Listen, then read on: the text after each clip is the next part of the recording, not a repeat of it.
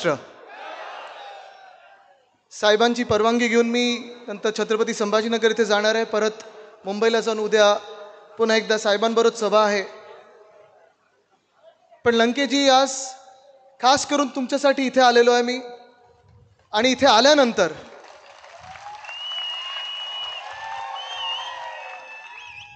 तुमचं दिल्लीसाठी बुकिंग करून आलेलो आहे।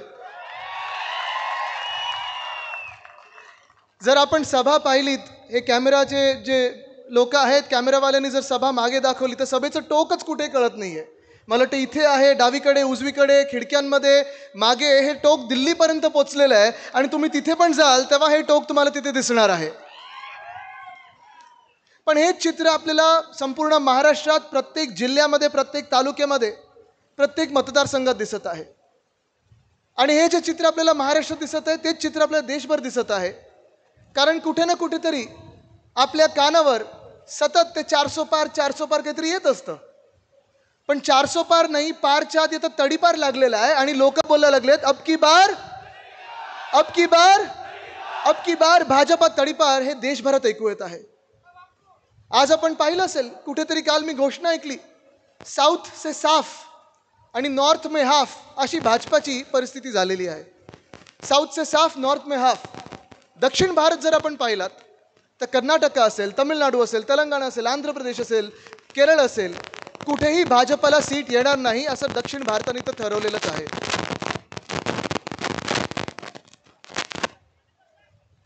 ठीक आहे, मला वाटलं विजा वगैरे कडके लागेल। माईकचं काय झालं?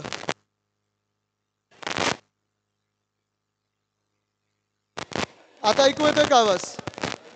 इकडे काहीतरी गडबड झाली। साधा माईक आहे का?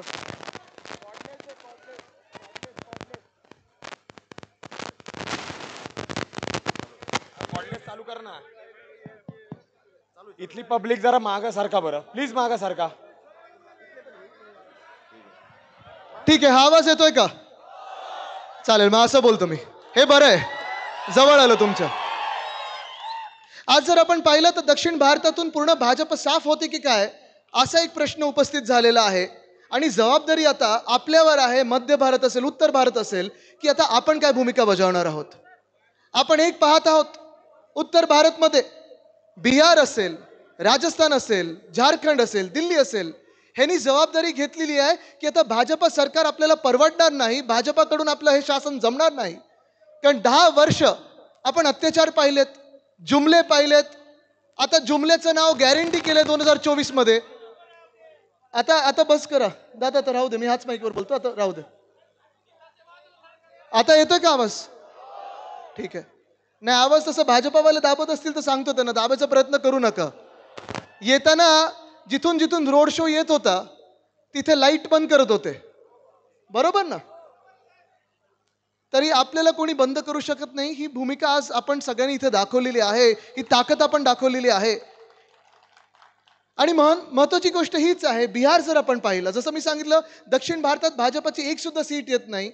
बिहारमध्ये माझ्याच वयाचे जे आहेत तेजस्वी यादव, ते देखील लढत आहेत। तिथे नितीश कुमारजींनी पलटी मारली, पुन्हा एकदा भाजपासोबत गेले, आणि अनेकदा त्यांनी भाजपासोबत सरकार स्थापन केल्यानंतर देखील 1 रुपया सुद्धा जी काही पॅकेज तिथे वचनं दिली होती की आम्ही एवढ्या कोटीचं पॅकेज देऊ, तेवढ्या लाख कोटीचं पॅकेज देऊ, बिहारमध्ये 1 रुपयाची मदत आली नाही। आणि आज तेजस्वी यादव तिथे कमीत कमी 20 सीट जिंकून दिल्लीकडे रवाना झालेले आहेत।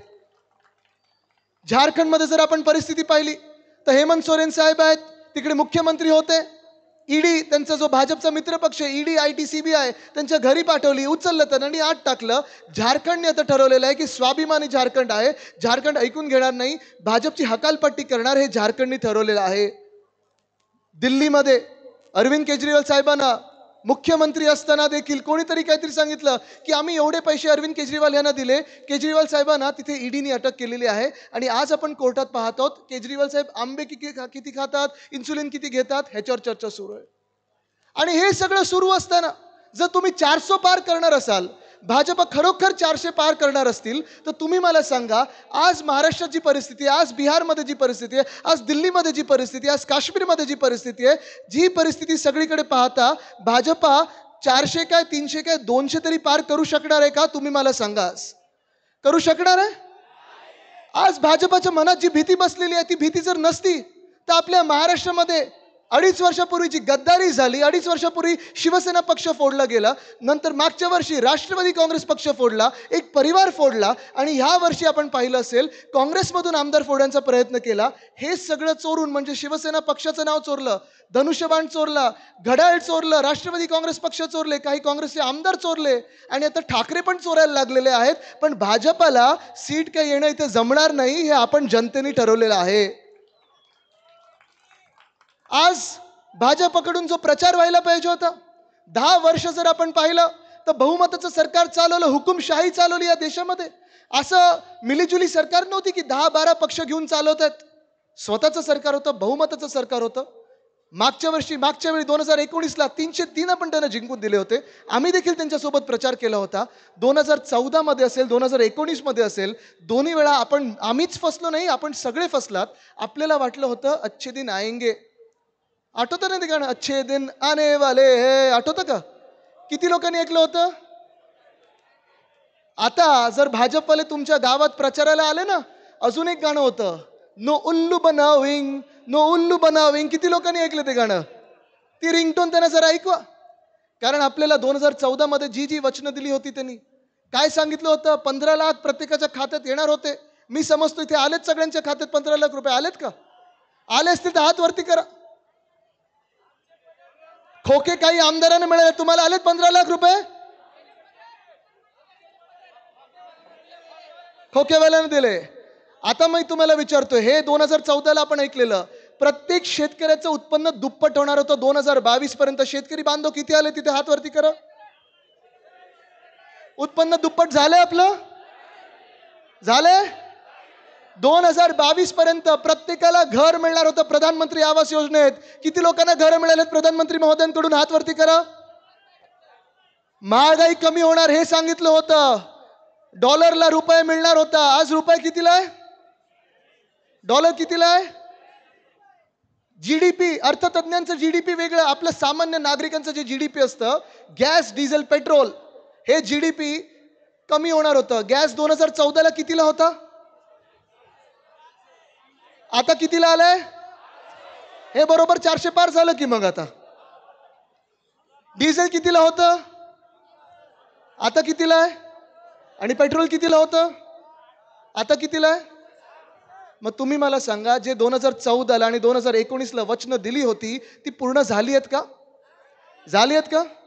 10 वर्षानंतर माझी अपेक्षा ही होती की भाजपा जेव्हा प्रचार करेल तेव्हा आपल्याला सांगेल की आम्ही नोटाबंदी केली, त्यामुळे काळा पैसा पूर्ण नष्ट झाला, 15 लाख सगळ्यांच्या खात्यात आले, अतिरेक्यानं आम्ही मारून टाकलं, नोटाबंदी झाली. फायदा कोणाचा झालाय? तुमचा झालाय फायदा? मला वाटलं होतं 10 वर्षानंतर जीएसटीचा फायदा आपल्या प्रत्येक शहराला होईल, प्रत्येक गावाला होईल, तुम्हाला सामान्य नागरिकांना होईल, आपल्या इथे व्यापाऱ्यांना होईल. व्यापाऱ्यांना फायदा झालाय याचा जीएसटीचा? नाही झालाय. पण 10 वर्षानंतर आज धक्कादायक गोष्ट ही आहे की भाजपचे नेते प्रचार कशावर करतायत? मटन, मांस, मच्छी. ही काय प्रचाराची गोष्ट झाली?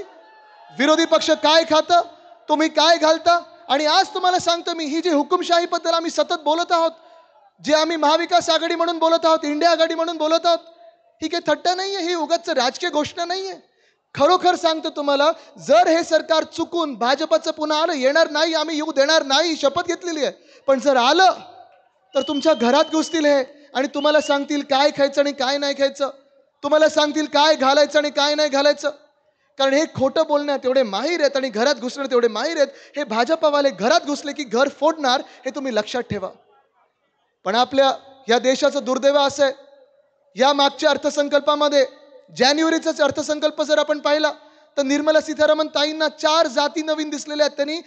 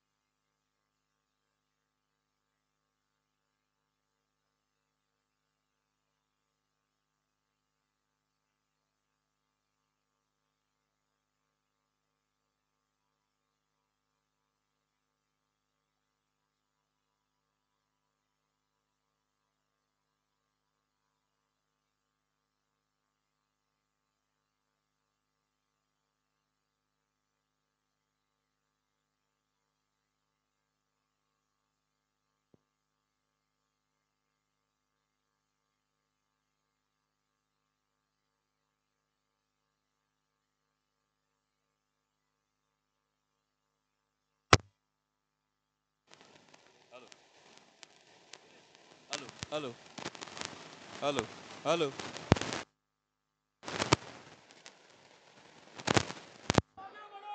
येतोय का आवाज?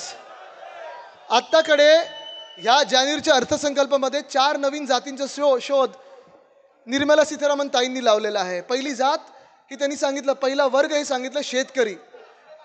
इथे बाबा आता हलू नका, परत आवाज जाईल. दुसरा वर्ग त्यांनी सांगितलेला आहे तो म्हणजे महिला. तिसरा वर्ग त्यांनी सांगितलेला आहे तो म्हणजे युवा. आणि चौथा वर्ग जो त्यांनी सांगितला तो म्हणजे गरीब. जरा बसून घ्या, शांत बसून घ्या. गर्दी झालेली आहे, मला माहिती आहे ही सीट 100% येणार आहे, पण थोडा उत्साह 4 जूनसाठी ठेवा. 4 जूनला माईकची गरज नाही, मग आपल्याला संसद भवनाचा माईक वापरायचा आहे. तर हे जे 4 वर्ग सांगितलेत त्यांनी, हे जे 4 वर्ग मी सांगते आपल्याला, निर्मला सीतारामन ताईंनी सांगितलं आता मी 4 वर्गांकडे वळणार आहे, 4 ह्या जातींकडे वळणार आहे, शेतकरी, महिला, युवा आणि गरीब. आज मी तुम्हाला विचारत ह्या 4ही जातींमधून, या 4ही वर्गांमधून या देशामध्ये कोणी खुश तुम्हाला वाटतंय का? कोणी तुम्हाला संतुष्ट वाटतंय का?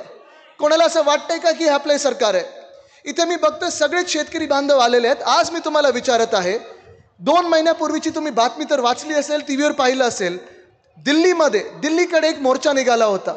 उत्तर प्रदेशमधले शेतकरी होते, हरियाणामधले शेतकरी होते, पंजाबमधले शेतकरी होते, चंदीगडमधले शेतकरी होते. आणि हे सगळे शेतकरी बांधव, हे सगळे अन्नदाता दिल्लीकडे एवढ्यासाठीच निघाले होते. ते तेवढेच आठवण करून देत होते की प्रधानमंत्री साहेब, तुम्ही 2 वर्षापूर्वी जी आम्हाला वचनं दिली होती ती तुम्ही पूर्ण कधी करणार? पण झालं काय? ह्या शेतकऱ्यांना केंद्र सरकारमधून कोणी अतिरेकी बोलत आहे, कोणी माओवादी बोलत आहे, कोणी अर्बन नक्सल बोलत आहे, कोणी लाठीचार्ज करायचे आदेश देत आहेत. या शेतकऱ्यांचा जो आदर व्हायला पाहिजे होता, जो अन्नदाता देवो भव, ही संस्कृती आपण जी जपत असतो, ह्या महाराष्ट्र जपत असतो, दिल्लीच्या केंद्र सरकारने, भाजपच्या सरकारने ह्याच शेतकऱ्यांवर पूर्ण सैन्यबळ वापरलं, लाठीचार्ज केला, अश्रुधूर सोडला, फायरिंग केलं. आणि इथे जो ड्रोन फिरत होता, कुठे जरा ड्रोन दाखव, कुठे ड्रोन आहे का इथे? कुठे गेला ड्रोन? बंदी घातली ड्रोन. हा बरोबर आहे, कारण हाच ड्रोन जो, तर तुम्हाला इथे भीती वाटत नाही या ड्रोनची, कारण ह्याच्यात कॅमेरा आहे. त्या दिल्ली सरकारनी, केंद्र सरकारनी, भाजपाच्या सरकारनी शेतकऱ्यांवर ह्याच ड्रोनमधून अश्रुधूर सोडलेला आहे. हे सरकार आणि हे भाजपा तुम्हाला मान्य आहे का? ही भाजपा लाठीचार्ज करणारी शेतकऱ्यांवर तुम्हाला मान्य आहे का?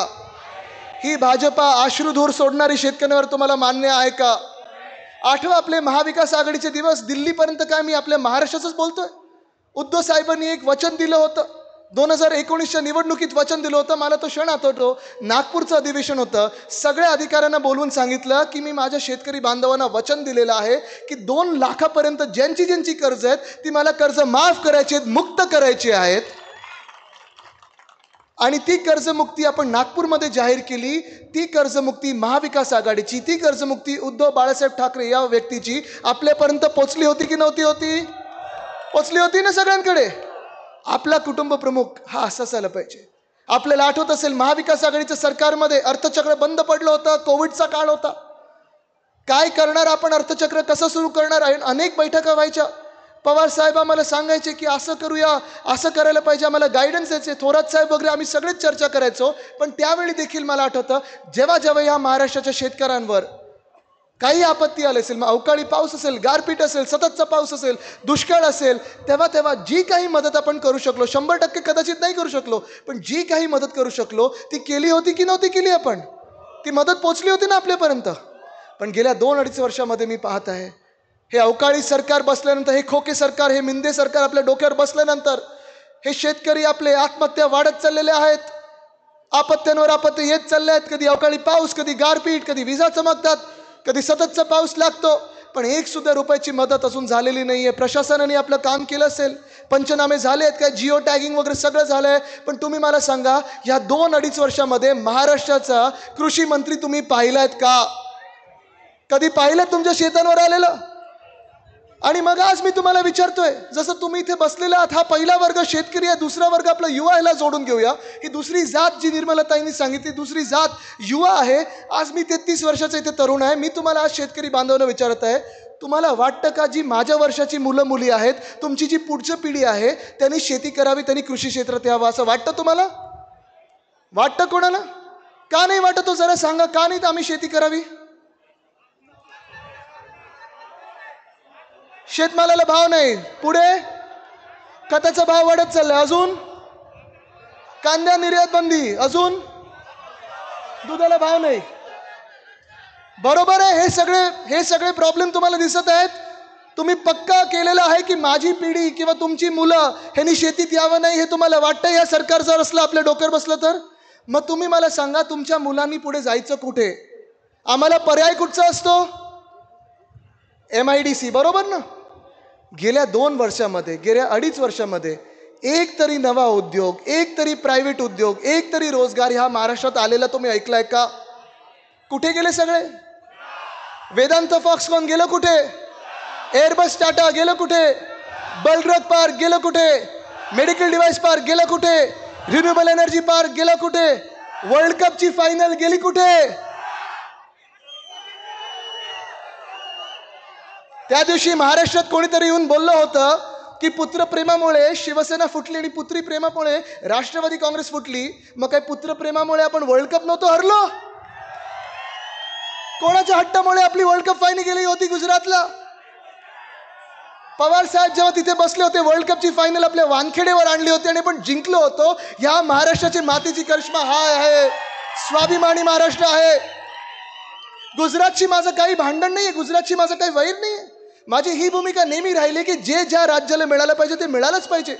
मग लडाखचे अधिकार असतील ते त्यांना मिळालं पाहिजेत, आसामचे असतील ते त्यांना मिळालंच पाहिजे, मणिपूर शांत झालं पाहिजे, केरळला जे काही मिळतं ते मिळालंच पाहिजे, बिहार असेल, गुजरात असेल, त्यांचं त्यांना मिळालंच पाहिजे. पण मला राग ह्या गोष्टीचा येतो की ह्या भाजपानी जे आमच्या इकडच्या तरुणांचं हक्काचं आहे, हातातला घास त्यांनी घेतलेला आणि गुजरातच्या घशात घेतलेला आहे, तिथे मला राग येतो. ह्याचा मला राग आणि दुःख आहे आणि त्याचा आपल्याला हा बदल घडवायलाच लागेल, देशात परिवर्तन घडवायला लागेल.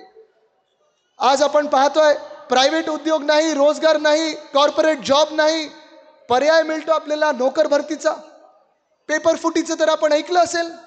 तलाठी भरतीचा परवाकडे पेपर होता 2-3 महिन्यापूर्वी, 200 मार्काचा पेपर. किती मार्क मिळाले होते ना? काय EVM वर पेपर लिहिला होता? पण मुद्दा हा आहे, तुम्ही समजून घ्या, हे पेपर फोडणारे जे लोक आहेत ते परत प्रत्येक वर्षी पेपर फोडतात, काही दिवसांसाठी जेलमध्ये जातात, मग जेलमधून सुटून बाहेर येतात, पुन्हा एकदा पेपर फोडीला लागतात. आणि हा कायदा आपल्या जो राज्यात आहे तो एवढा पोकळ आहे की आपण त्यांना असंच सोडून देतो.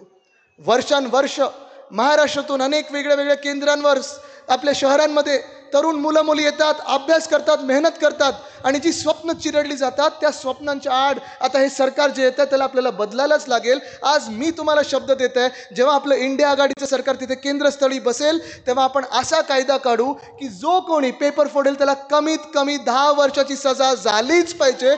हा आपण कायदा आणू. आज तरुणांसोबत तिसरा वर्ग मला जो विचारायचा आहे, ते महिला बसलेल्या आहेत. महिलांना तरी महाराष्ट्रात सुरक्षित वाटत आहे का? या देशात सुरक्षित वाटत आहे का? वाटतंय तुम्हाला सुरक्षित? इथे मी ऐकत आहे कोणाची हत्या दिवसा ढवळ्या होत आहे, कोणावर काही स्टॅबिंग होत आहे, किती काय गँग आल्यात. ही गद्दार गँगच एक तर मंत्रालयात बसलेली आहे. पण ज्या राज्यात 2 असे मंत्री आहेत, एक असं मंत्रिमंडळात बसलेलं आहे ज्यांनी सुप्रियाताईंना घाणेरड्या शिव्या ह्या TV कॅमेऱ्यावर दिल्या होत्या. आपलं सरकार असतं तर लाथ मारून त्या मंत्र्याला काढलं असतं, गेट आउट सांगितलं असतं. ते आज तिथे मांडी लावून बसलेत. हे अशा मंत्रिमंडळाकडून आपण महिला काही अपेक्षित करू शकतो का? करू शकतो? नाही करू शकत. आज तसंच दुसरे मंत्री त्याच मंत्रिमंडळात बसलेले ज्यांची हकालपट्टी केली होती, कारण त्यांच्यावर घाणेरडे आरोप झाले होते, महिलांवर अत्याचार करणारे आरोप झाले होते, ते देखील तिथे बसलेत. पण सर्वात घाणेरडी गोष्ट ही केली त्यांनी की भाजपा जो पक्ष आहे तो असा पक्ष आहे की बिल्किस बानो नावाच्या एका व्यक्तीवर, एका बाईवर काही वर्षांपूर्वी रेप झाला होता, अत्याचार झाला होता. तिच्याच समोर रेप होत असताना तिच्या 3 वर्षाच्या मुलीला तिच्या डोळ्यासमोर चिरडलं गेलं होतं.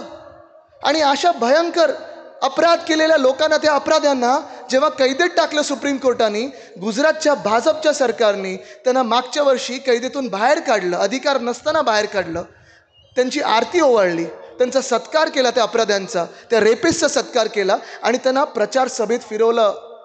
तुम्हाला वाटतं कधी की अशा सरकारमध्ये, अशा पक्षाच्या सरकारच्या खाली आपण कधी सुरक्षित असू? आपली भूमिका ही आहे, आपली संस्कृती ही आहे की बिल्किस बानो असो किंवा कुठचीही बाई असो, कुठचीही महिला असो, तिची जातपात धर्म न बघता, आणि जो अत्याचार करेल त्याची जातपात धर्म न बघता जो कोणी अत्याचारी असेल त्याला फाशीच झाली पाहिजे, ही आपली संस्कृती आणि वंदनीय हिंदू सम्राट बाळासाहेब ठाकरेंनी आपल्याला शिकवलेलं आहे. आज आपण बदल घडवत आहोत या देशामध्ये आणि हा बदल घडणार आहे. अनेकदा आपल्याला सांगितलं जातं 400 पार तर आमचं सरकार येणार, 400 पार आमचं सरकार येणार. सरकार येणार नाहीये, सरकार येऊ शकत नाही. जर तुम्ही एवढी मोठी ताकद एकजूट झाली, एकवटले, तर हे सरकार आपण बदलणार म्हणजे बदलणार, परिवर्तन घडणार आहे. आपल्याला आता पाहायचं की आपण परिवर्तन जे घडवत आहोत ते परिवर्तन हे आपल्या हक्काचं येणार की नाही.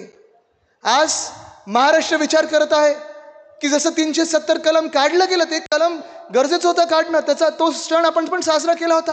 पण लडाख जेव्हा त्याच कलम काढत असताना त्यांना केंद्रशासित केलं गेलं होतं. आज 30 ते 40 हजार लोक लडाखमध्ये असतील, सोनम वांगचुक सारखी लोक असतील, तिथे आंदोलन करत बसलेले आहेत, पण त्यांचा आवाज ऐकला जात नाहीये.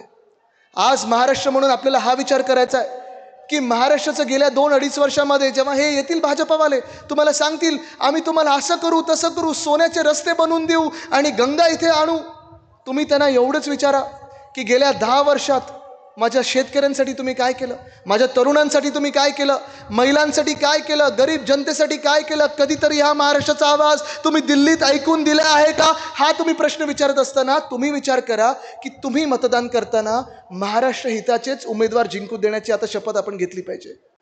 आज इथे पक्क झालेलं आहे की आपला उमेदवार कोण आहे आणि 4 तारखेला आपण कोणाला विजय करणार. ठरलं ना आपलं, ठरलं ना आपलं. नसेल ठरलं तर मी सगळ्याच्या साक्षीने विचारते, आपला उमेदवार कोण, आपला उमेदवार कोण, आपला उमेदवार कोण. निलेशजी तुम्हाला सांगतो, जसं अनिल भैयांची आठवण विक्रमनी सांगितली, आज प्रत्येक शिवसैनिकांमध्ये तो अनिल भैया आहे. ते अनिल भैया आहेत जे हात पकडून तुमच्या घरोघरी नेतील आणि दिल्लीपर्यंत पोहोचवतील, हे तुम्हाला सांगत आहे. पण निलेशजींना जिंकवायचं असेल तर आपलं चिन्ह कुठचं, आपलं चिन्ह कुठचं, आपलं चिन्ह कुठचं. मी तुम्हाला पुन्हा एकदा सांगतो, परिवर्तन घडेल आणि परिवर्तन कसं घडेल हे जर बघायचं असेल, दोन्ही हात वरती जरा करा आणि हे जे तुफान चित्र आजूबाजूला आहे जरा पहा, हात वरतीच ठेवा आणि पहा, हे तुफान चित्र आहे. या प्रत्येक हाताने जर त्या दिवशी तुतारीला मतदान केलं तर निलेश भाऊ आपले दिल्लीत 4 जूनला असतील आणि महाराष्ट्राचा आवाज बुलंद करतील. धन्यवाद. जय हिंद, जय महाराष्ट्र, वंदे मातरम.